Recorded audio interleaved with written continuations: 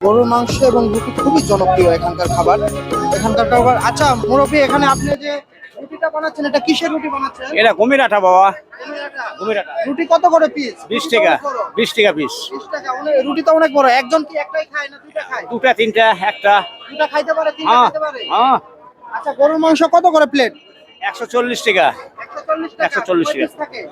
6 piece 5 piece. 6 piece 5 piece করে। হ্যাঁ। প্রিয় দর্শক, আপনারা দেখতে পাচ্ছেন যে আমি ধাপের হাট থেকে আপনাদেরকে একটু দেখানোর চেষ্টা করছিলাম যে এখানে কিন্তু খুবই একটা পপুলার খাবার যে গমের রুটি এবং গরুর মাংস। এখানে গমের রুটি এবং গরুর মাংস কিন্তু প্রত্যেক হাটে কিন্তু বিক্রি হয়।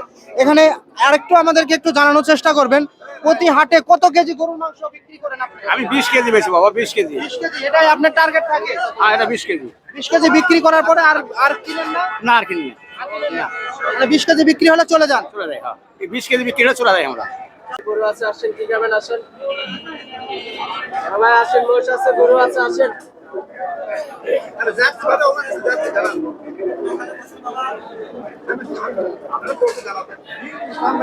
আচ্ছা ভাই, আগে তো এখানে চেয়ার টেবিল ছিল না, না অনেক আগে থেকে? হ্যাঁ। আপনারা চেয়ার টেবিল হঠাৎ করে চেয়ার টেবিল যুক্ত করার কারণ একটু জানাবেন? লোকজন বেশি কারণে ওই জন্য চেয়ার টেবিল দেওয়া হয়েছে। মানে চেয়ার টেবিলের জন্য চেয়ার টেবিল করা হয়েছে। হ্যাঁ, জি জি। প্রত্যেক বৃহস্পতিবারে তো এই হাটটি বসে শুধু? প্রতি বৃহস্পতিবারে ওই বার করে অবশ্য। রবিবার করে বসে। হ্যাঁ, গরুর হাট কি বারে হয়? গরুর হাট গরুর হাট ওই বৃহস্পতিবারে শুধুমাত্র।